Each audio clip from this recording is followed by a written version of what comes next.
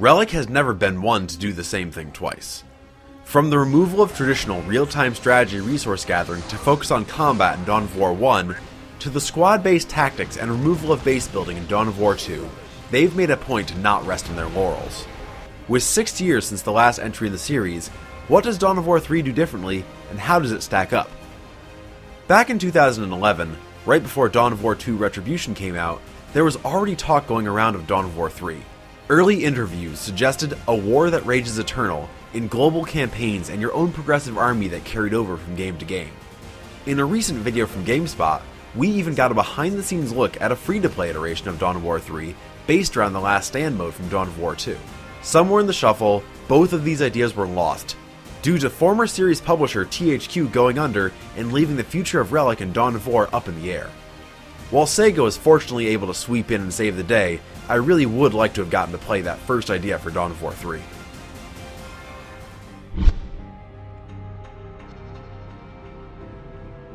If you've played a Dawn of War game before, the story here will seem fairly familiar. There's a magic MacGuffin with untold power, in this case the Spear of Cain, and everyone's racing to get it. The Eldar want it for their own nefarious needs, series favorite war boss Gorgitz wants what he calls the pointy stick to lead his Wong across the stars, and the Blood Ravens are there to stop everyone else from wielding its power. The three warring factions are led by Gorgitz, Gabriel Angelos, and Farseer Maka, all returning as playable heroes from the first game and its expansions. A number of other fan favorites return, such as Captain Diomedes, now a chaplain, Jonah Orion, and Taldir, whose ghost inhabits a titanic Wraith Knight. The story is presented in both motion comic-esque animations and transmitted conversations, with the writing generally being on par with past Relic games and genuinely enjoyable. The Eldar quip off their typical, vague, mystic mumbo-jumbo, the Marines are equal parts righteous and angry, and the Orcs get most of the good lines while providing welcome comic relief in a game with such an apocalyptic tone. The campaign has you bouncing between races, alternating missions as Marines, Orcs, and Eldar. This leads to a bit of a problem where you can finish a mission only for the next one to feel like it totally invalidated the one before, as you're often acting against your own prior actions. It's hard to feel too attached to an army when you're going to be fighting against them in the next mission. Personally, I wish they split it up into 3 distinct campaigns, but I still found it enjoyable. It's a linear affair, and serves as a great means of introducing a player to each of the races for multiplayer, which is where the real meat of the game is.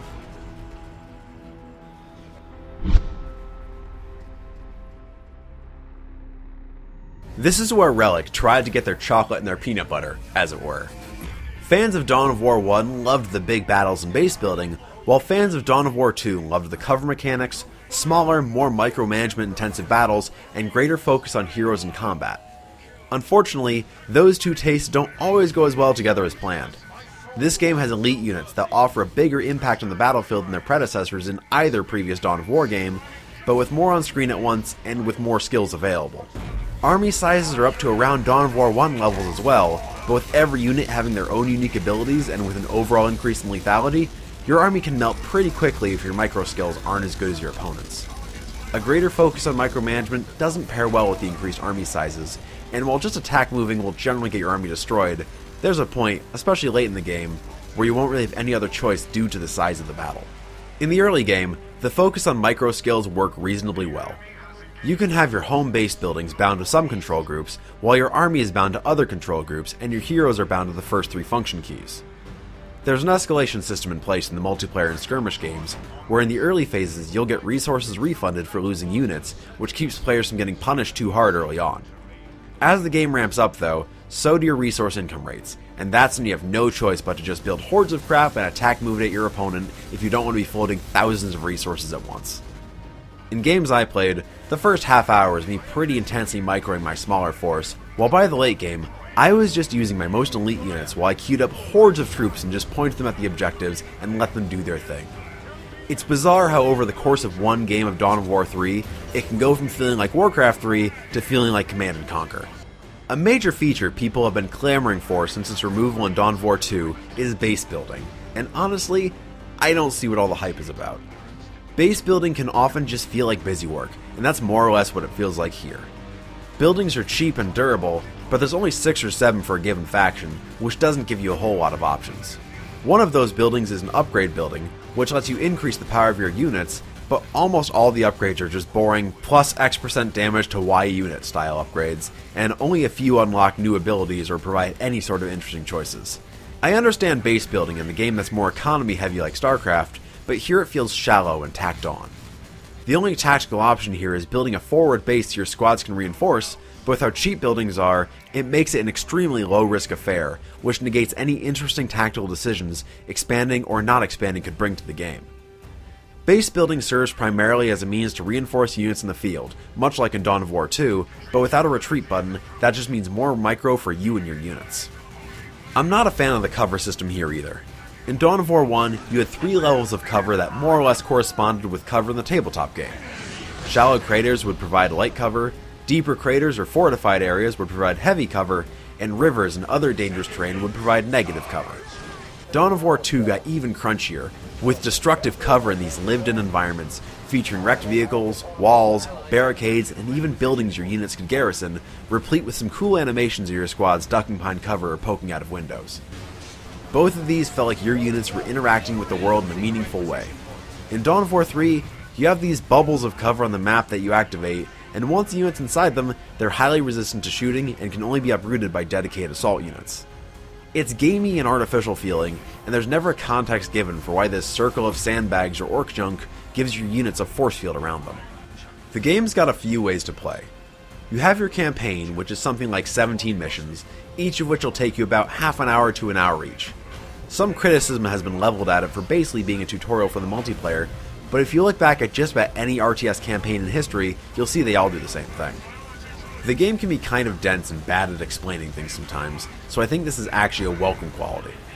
Next up, you've got multiplayer, which also has an AI skirmish mode with customizable difficulty and enemy loadouts, which is a nice touch.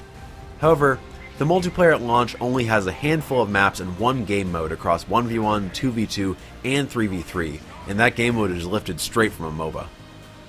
This game is just a MOBA is one of the lazier criticisms of the game, and this game mode is where most of that comes from. You have fairly simple maps with patches of stealth grass just like in StarCraft 2 or League of Legends. The main focus of the mode is to destroy your enemy's power core, first by destroying a shield generator, then by destroying a harassment-resistant turret. Finally, at the end of the lane, is the power core, which is in their base. The single-player campaign gives more context for this game mode, but jumping straight into the multiplayer, there's no reason to care about it. It's just a big glowy gyroscope. My biggest problem with this game mode is that while it rewards early harassment and fighting over resource points, it invariably becomes a stalemate where both sides are too afraid to commit to a fight and lose their armies.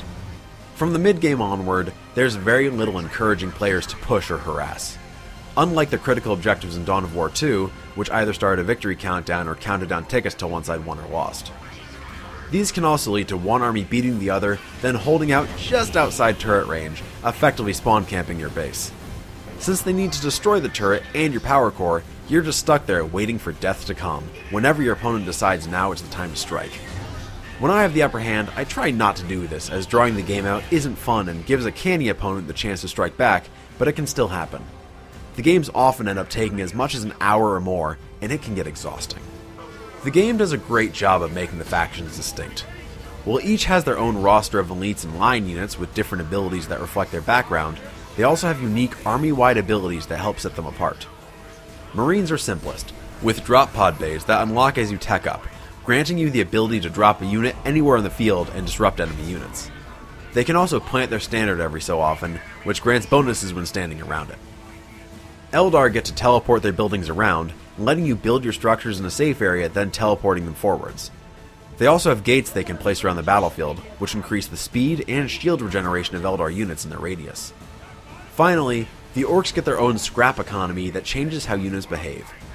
Scrap piles form around Wah towers and from wrecked buildings and vehicles, and when an orc unit loots the scrap, they get bonuses to their stats, extra abilities, and so on. It's one more bit of micro you need to do, but it's so damn orky I can forgive it. Gretchen can also salvage bigger scrap piles to build mechanized units or even more Wah towers. These towers are defensive structures that tech up the orcs, but more importantly, they house a bunch of speakers, and if they get their WOG ability off, a bunch of fireworks go off, and all your orcs around them get fired up and get a bunch of buffs. This also signals to your opponent where it's happening, and hearing a massive orc WOG coming from the fog of war can be intimidating. I love that the orc strategy in this game boils down to playing like an orc, and I feel like a lot of Relic's most creative and well-implemented ideas went into them as a faction. There's beauty in this game, but unfortunately that beauty can get in the way of gameplay. Massive units, swirling vortexes, explosions, particle effects, and drop pods can all happen at once in a way that makes the game genuinely hard to read, and with how lethal it is, that can spell instant defeat. I found myself regularly flustered and at a loss for what to do because of this, especially when I was still playing the beta. Similarly confusing is the user interface, which plasters giant buttons for your elites to the left of the screen, tiny, hard to read icons for units at the bottom of the screen, and a little minimap on the far right. I had to get to memorizing hotkeys to actually play the game because of how cluttered and unfriendly I found the UI to be. I don't know why the elite icons need to be so huge or why there need to be no fewer than 8 different map pings under the minimap, but the UI is something I'm having a hard time seeing a bright side for. It got better when I was playing the game and not just watching, but it's still a bit of a chore to navigate. One of the biggest, but I think least marketed aspects of this game is the doctrine system for your army. You can unlock a number of doctrines for your armies with skulls, the game's in-game currency, and they'll change how your army plays in subtle ways. For instance, you can get doctrines that remove the setup time on certain heavy weapons, or other doctrines that decrease the cooldown time of certain abilities. These can also play off the doctrines unlocked by your elite units, making for some potent combinations if you know what you're doing. I like this a lot, and I feel like I've only just scratched the surface of it. You can change your loadout before every game, but unfortunately you can't just hit ready and skip the lengthy wait time before a match starts. That same screen doesn't give you much else to do.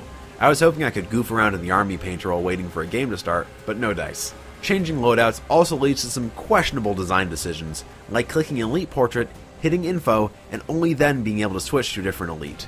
It's clunky and not terribly intuitive, but it sort of works. As for the army painter, it has a vast selection of colors out of the Citadel paint range, as well as some more you unlock through your elite units leveling up, which is kind of a strange unlock. I think you could customize your guys more in Dawn of War 2 though, which allowed quartered and halved schemes, but you can see every unit here. There's a lot of loading time between each unit popping up though, and there's a weird lag on the mouse when you try to turn the camera. It works.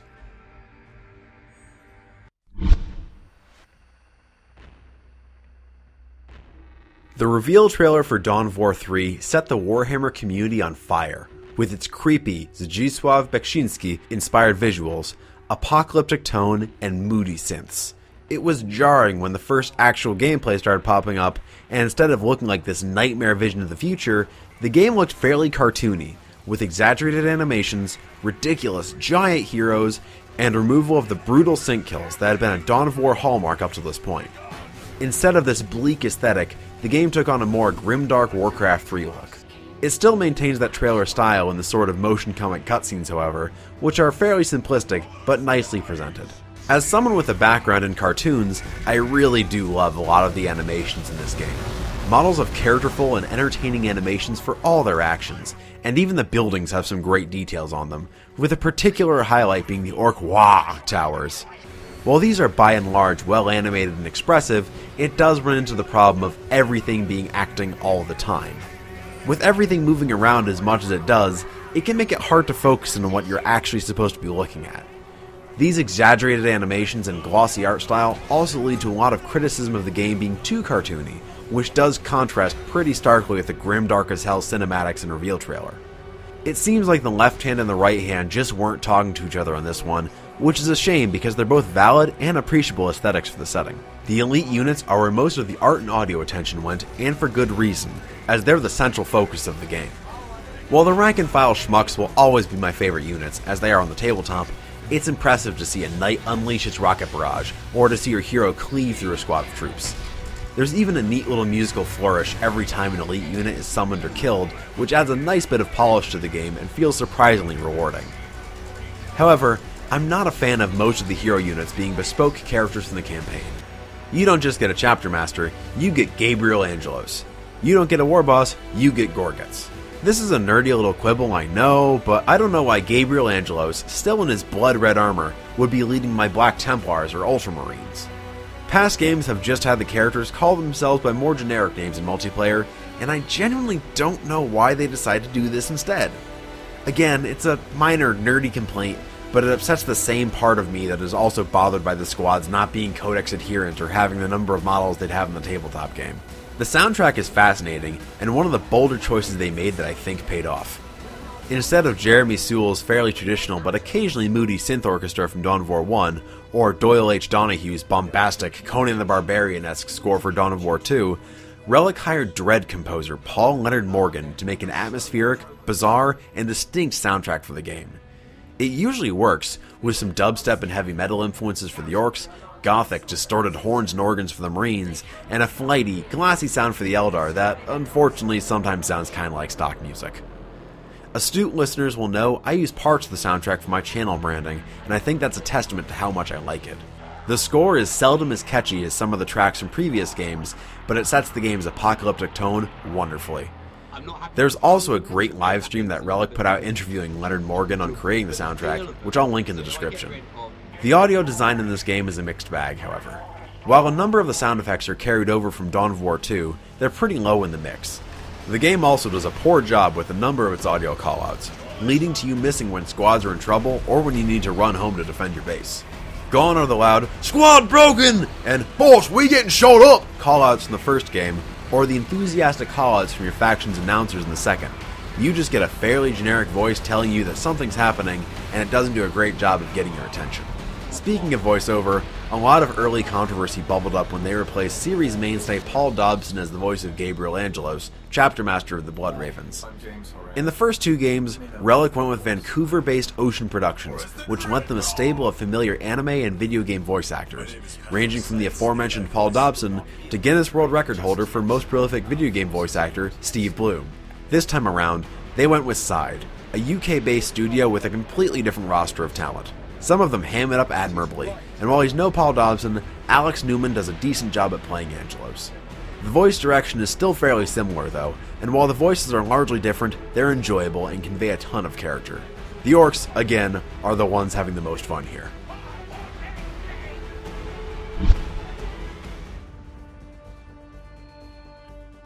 I've been flip-flopping on this game ever since I first saw gameplay of it. It's not exactly what I wanted, but it's trying genuinely new and different things, some of which work and some of which don't. I had a script of my impressions from the beta that was frankly kinda scathing, but afterwards I found myself itching to play again, so it definitely did something right. The game is different on every level from its predecessors, and while I think it works in a lot of cases, they may have thrown the baby out with the bathwater in others. I'm still enjoying myself when I play, although not as much as I was when I was getting deep into the multiplayer for Dawn of War 2. I still wanted to find out what happened in the story, but not as much as I did in, well, Dawn of War 2. At the moment, the campaign isn't enough of a draw to buy the game for most, and the multiplayer, while usually good fun, is far too limited in game modes and maps. The bevy of heroes and army abilities do help make for a more diverse game, but given how units gain experience points to unlock their better abilities and skins, I find myself playing the same elites often so I can unlock them, which goes against the experimentation they're otherwise encouraging. The UI is also a bit of a mess, and with things like the inability to auto-reinforce squads and no clear way to auto-cast unit abilities, it's not exactly user-friendly. The skill ceiling is as high as your APM, and despite a few concessions to make the early game more forgiving, this game isn't as accessible as I think Relic was intending. There's also no visible skill-based matchmaking right now, so it's typical to get paired against someone far above or far below your skill level, and in at least one game I've played, I had teammates who were so bad at the game that when they dropped, the AI took over for them and we actually did better. What we have here is a lot of conflicting flavors and ideas that only work some of the time, making what is, at best, a decent RTS, and at worst, a noble failure. I can't recommend it to everybody, but if you're a series diehard, an RTS fan in need of a fix, or just want to see a flawed, if interesting take on the genre and the setting, Dawn of War 3 is worth giving a look. Hopefully future expansions and patches will iron out the UI and give more variety to the multiplayer, but for now, Dawn of War 3 is a cautious recommendation at best. Thanks for watching my Dawn of War 3 review. This is my longest video yet, and the hardest script I've ever had to write. Let me know what you thought in the comments, and if you want to help me out, consider supporting me on Patreon, or subscribe to my channel. Thanks for watching, and I'll see y'all next time.